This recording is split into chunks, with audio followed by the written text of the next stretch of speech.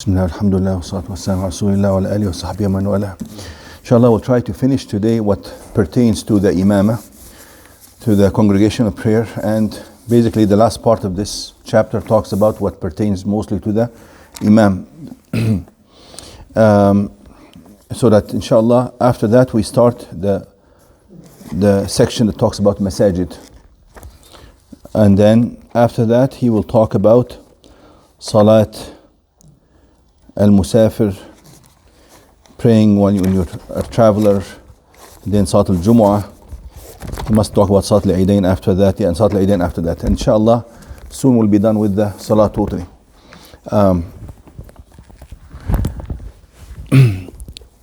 So normally the Imam, after he finishes the Salah, should turn around and face the people. And that's mentioned in the hadith, in the Prophet ﷺ, this is what he did. When after he finished Salah, he would turn around, face the people.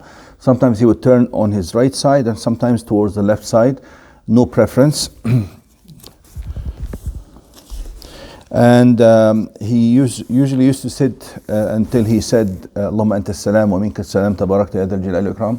Before that he would say, Astaghfirullah, Astaghfirullah, Astaghfirullah, Allahumma anta as-salam wa minka as-salam, tabarakta ya dhal jalali wal ikram. But then sometimes he would wait longer until the women who were praying behind would actually leave, and it says even reach their home. The Imam, it is better for the Imam and the Ma'mum, if they want to do Sunnah, to go to a different place in the masjid to pray. We talked about this before. Or at least if they're going to do Sunnah in the same place, they separate between the Fard and the Sunnah with some adhkar, or even just talking to the person next to you. That would make that kind of separation. Talking or dhikr or changing the place. There's a hadith on this matter. As we mentioned, that we won't go into all details of all hadith unless we have to.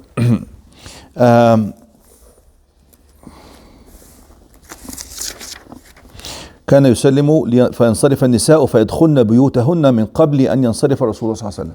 So he used to wait until they actually not only left, but they actually reached their home. So which means he would sit and say adhkar. Nothing specific as to how long he would sit. Here it is mentioned that he would say these two dhikr, ثم ينصرف. Maybe ينصرف, maybe to a different place in the masjid, but not that he would actually leave the masjid before that. He would actually ينصرف. اللهم انت السلام ومنك السلام after استغفر كان إذا انصرف من الصلاة استغفر اللهم انت السلام كان يمكث كثيرا في النار والله أعلم لكي ينفذ ما ينصرف من النساء. Actually no, actually he used to just say the dhikr and then wait a little bit longer. I think I thought I read this ثم ينصرف, but no, it says that he says the dhikr and then he would wait until for some time, and the time would be enough for the women actually to reach their homes. Also, the Imam should be at the same level of the people praying behind him. He should not be elevated in any way. There is a hadith in which Prophet ﷺ, one time, that's only mentioned one time, he actually rose on the minbar to show them the salah. So he would stand, do the recitation, do the ruku' on the minbar, but then it is mentioned that he actually stepped down to make the sujood on the ground. And then he went back up again, and then he told them specifically that, oh people, I did this so that you can watch my salah and learn from it. Okay? So that was only for teaching purposes. If the Imam did something wrong in the salah, even if he did something wrong with the rukun, let's say the Imam didn't recite the Fatiha, then the rak'ah is batila, is annulled, invalid, and the salah is invalid because he missed the rak'ah in the salah, right? But the salah, the prayer of the people behind him is valid, as long as they did not know that he did something to invalidate the salah. Okay? There's basically not much difference in opinion on this matter. If you know that the Imam has done something to invalidate the salah and you prayed behind him, your salah is also invalid. But if you don't know, so the Imam, maybe he was not on wudu for some reason. Then he remembered later on that he did not have his wudu. And this happened one time with Abdullah ibn Umar. He prayed, led the people in salah, then he went and remembered that he was in a state of janaba and he forgot to do the ghusl. So he did the ghusl and he prayed again for himself. We talked about this before in the Imam when he had the niyyah, had the intention for Asr, while it was Zuhr, for instance. So his salah was invalid because the niyyah was not valid, but the salah of the people behind him was valid and they did not have to repeat. He did have to repeat, however. Because they did Did exactly. And also the hadith says, يصلون لكم فإن أصابوا فلكم ولهم وإن أخطأوا فلكم وعليهم. It says they pray for you. If they did well, then it's for you and them. If they made a mistake, then it's on them and not on you. Also, if the Imam lost his wudu in the salah, then he has one of two options. Either he pulls somebody from behind him or asks somebody from behind him to lead the salah in his place, and he goes and makes the wudu and joins the jama'ah. Or he may actually ask the people to wait if it was in the first rak'ah. He just made takbir, for instance, he's still in the first rak'ah. He can ask them to wait in your place. He goes and makes the wudu and comes back and does takbir and continues the salah. There's a hadith on this matter in which Prophet ﷺ remembered that he was in a state of janaba after he entered the salah, because the hadith says فَكَبَّرْ. He did the takbir, then he remembered. And then he says, إنما أنا بشر أنسى كما تنسون. I forget. I'm just a human being and I forget just like you forget. Of course, a scenario that Allah subhanahu wa ta'ala decreed and planned so that we learn something from it. نعم. فرجع فاغتسل ثم خرج ورأسه يقطر ماء فصلى بهم. So we know that this was after the takbir from other narrations. So if you look at all the narrations, you will learn that he actually had already made takbir. But if you just read one narration, you might think that they did the iqamah and they were waiting. No, some narrations indicate that he actually did takbir.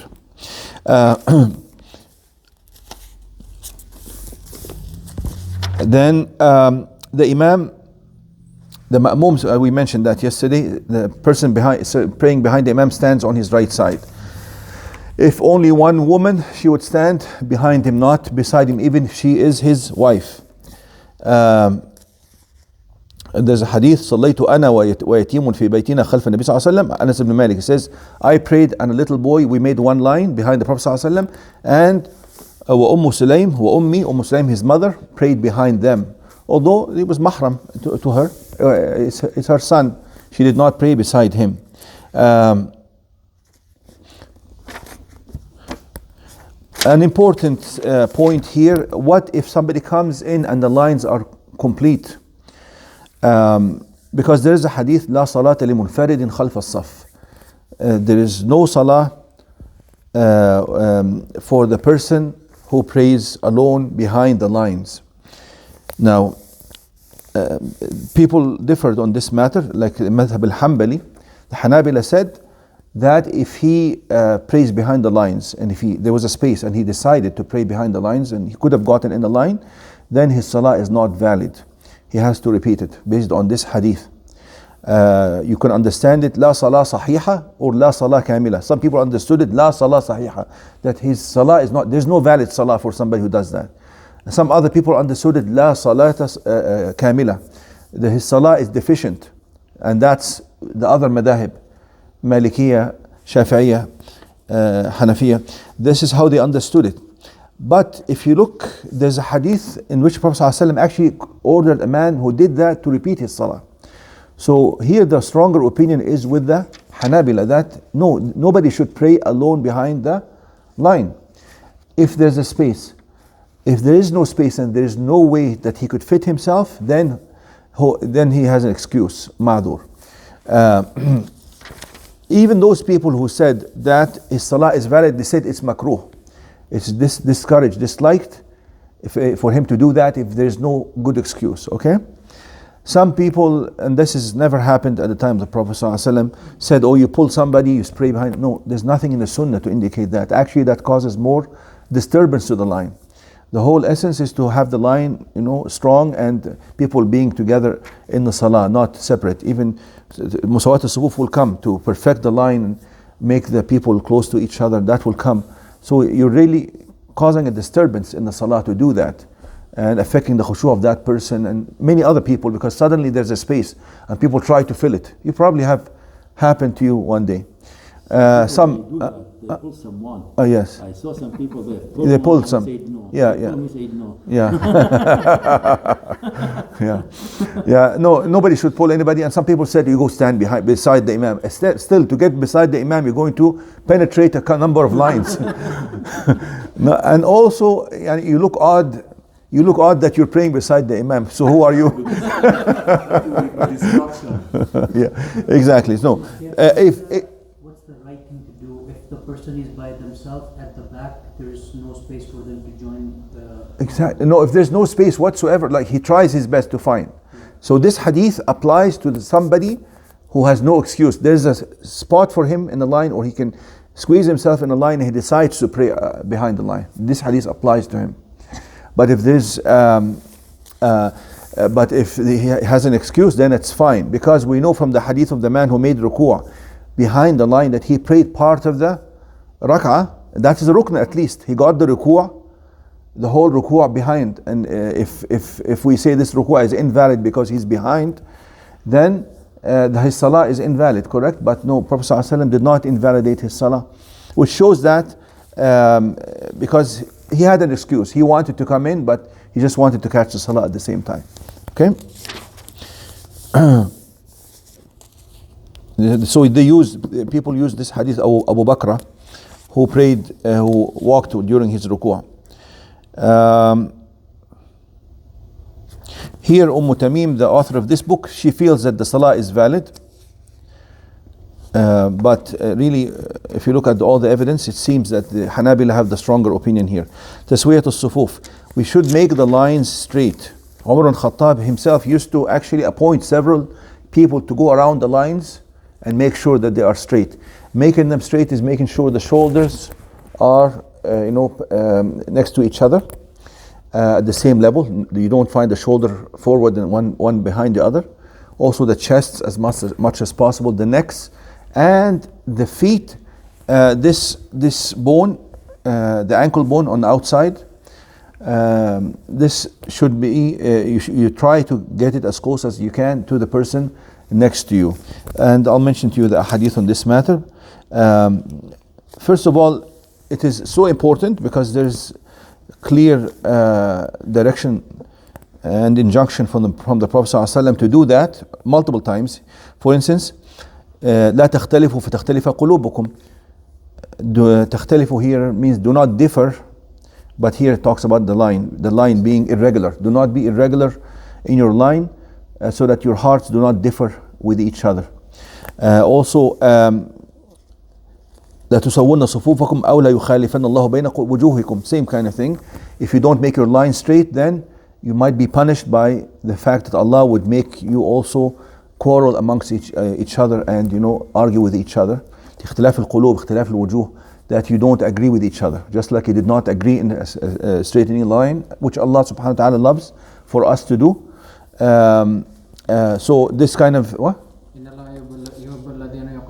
نعم صفا كأنهم, also ألا تصفون كما تصف الملائكة. Also there's many hadith on this matter.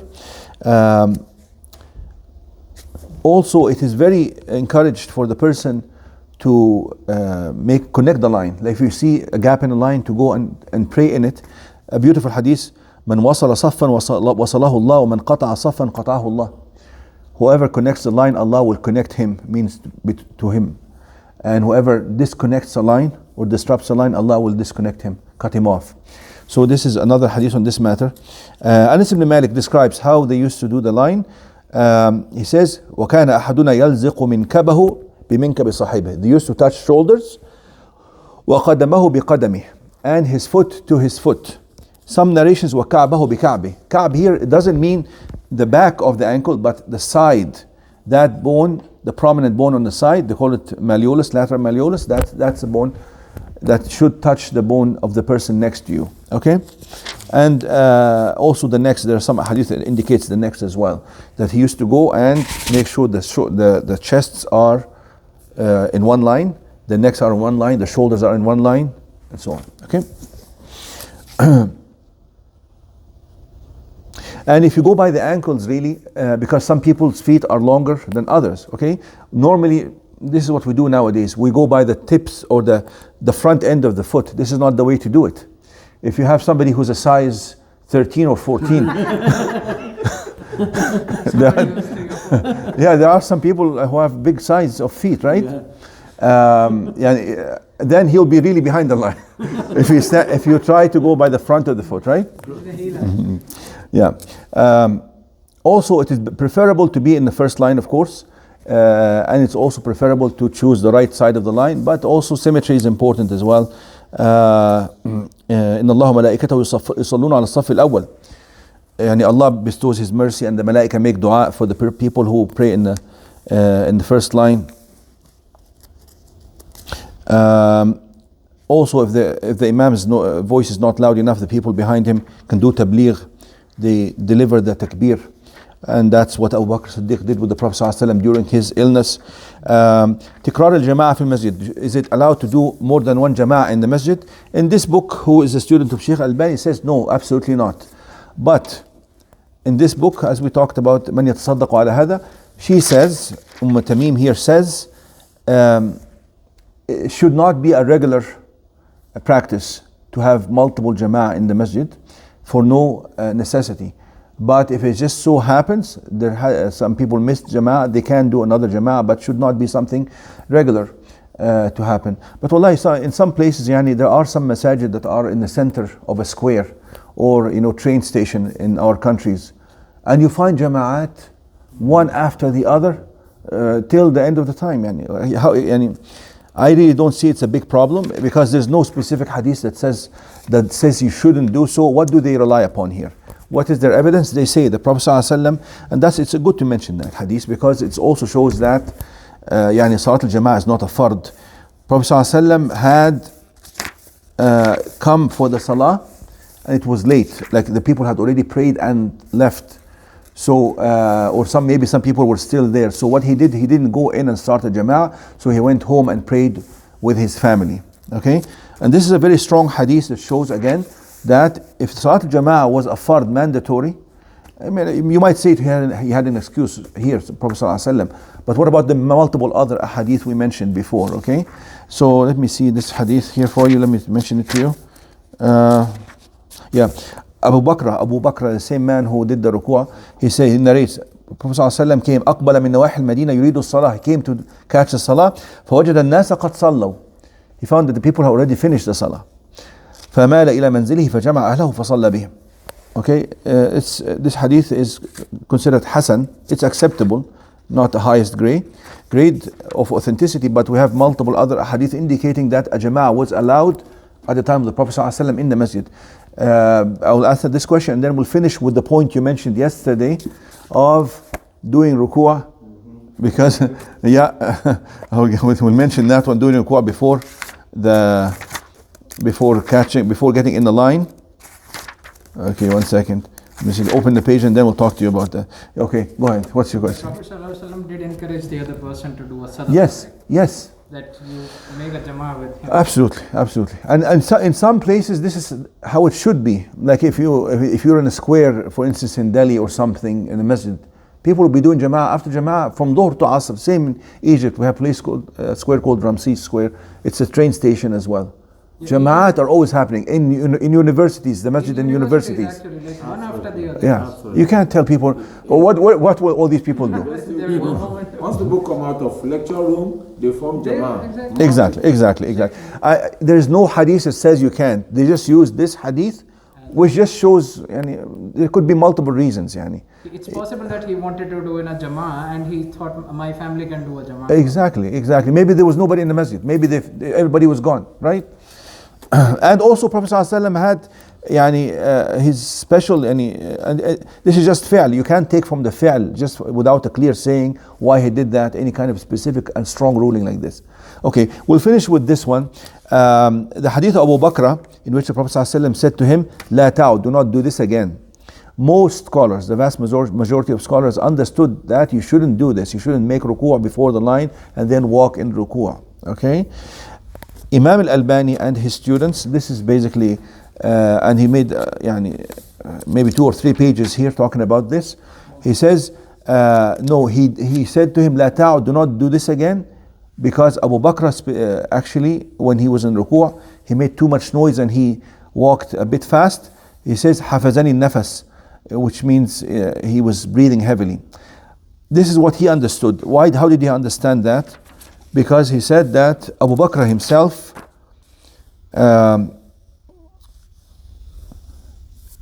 he continued to do something like this after the death of the Prophet ﷺ, that whenever he came to the masjid and he found he was late, he would do that kind of action, do ruku' and walk in his ruku' until he gets. Imam al-Albani says here that he is the same person who narrated the hadith of what happened to him with the Prophet ﷺ, which means this is what he understood from the Prophet ﷺ, that it's okay to do that, but not to basically run or create too much disturbance so that you disturb the salah. If you do it quietly, it's okay. This is basically what it is. Abdullah ibn Zubayr, he also used the evidence of Abdullah ibn Zubayr that you mentioned yesterday from the minbar, and he said this is an authentic, the isnad is strong. He said Abdullah ibn Zubayr from the minbar said إذا دخل أحدكم المسجد والناس ركوع فليركع حتى يدخل ثم يدب راكعا حتى يدخل في الصف إن ذلك السنة. Just basically what he said yesterday, that Abdullah ibn Zubayr said that if you come and you find people in ruku' and you're at the end of the masjid, you make ruku' and you walk in your ruku' until you enter the line so that not to miss the rak'ah. He says this is the sunnah. Now Imam al-Albani says that Abdullah ibn Zubayr said this in the presence of many Sahaba, and no, there was no objection. And then he quoted other evidence as well. So he has actually strong evidence. He mentioned that other Sahaba did the same. Abu Bakr Siddiq, Zayd ibn Thabit, Abdullah ibn Mas'ud, and Abdullah ibn Zubayr. And he mentioned these narrations here, 1, 2, 3. So, but most scholars say you shouldn't do that. But I think the evidence that he has here is very strong. So if somebody did it, it's okay as well. So we'll stop here. This is the end of the Imam. Sheikh, one more question I have. We discussed that if somebody is just about to fall asleep, or Yes. he just slept for a short while, he should Yes. quit the wudu.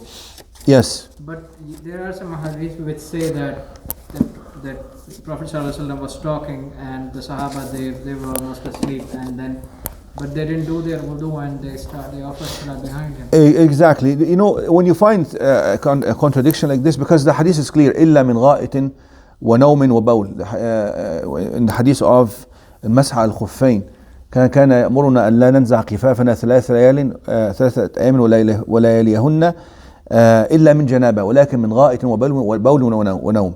He says we didn't have to take the shoes or the boots off. We used to do wiping on them, except in state of janaba, that's when we took them off.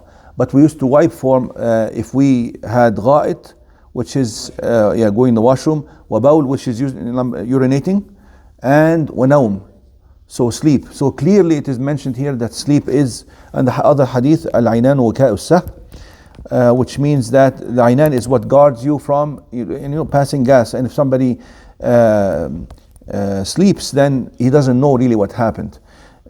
Some people try to explain away this hadith that some of the Sahaba fell asleep and then they got up and prayed without making wudu. That this could have been earlier in Islam, before this ruling was clarified, possibly, or maybe the person thought that they fell asleep, they were not did not fall asleep. You can have other explanations. A person may look asleep or he's leaning. You don't really know if he fell asleep. Some people may fall asleep, they didn't even know that they fell asleep themselves. We can't just use this evidence. I think it's better if somebody falls asleep, even if it is a light sleep. Imam al-Uthaymeen says it has to be a deep sleep. That's another kind of reconciliation. Some scholars said if it's light sleep, that where you actually feel what happens within your body, then it's okay. But if it's deep sleep where you're not aware and not feeling, then that's a good also reconciliation as well. Okay, does that make sense? I've got a question about standing in the row with shoulders to shoulders and feet to Yes. feet. So some people, because they spread out their feet so much, Yes. it's not possible to. They should not spread. They should not spread, because if you want to touch the shoulders and the feet, your feet should be at the level of your shoulders. Yeah. To be able to touch the ankles and the shoulders, you have to be like this, like a square, not like a triangle.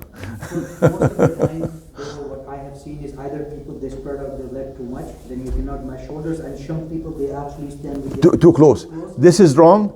Yeah. This is wrong, and this is wrong. should be midway, so that your feet are in the level of your shoulders. So at that point, if we, for example, we're standing correct like this, Mhm. we don't have to sort of, get the other person to Change what? their position. Because what happens some places like big cities, they tell you, oh, spread your feet, and or No, you get somebody else to stand in the line, or you shorten the line. But nobody should try to spread their feet too Like much. to be touched. That's So their. when you touch them, they start moving. too many people they do, they do like to close together. Then you do your part, and you let them do their part. That's what I'm saying. So all like for us, if we do our part, Yeah, absolutely. You're not responsible for their actions.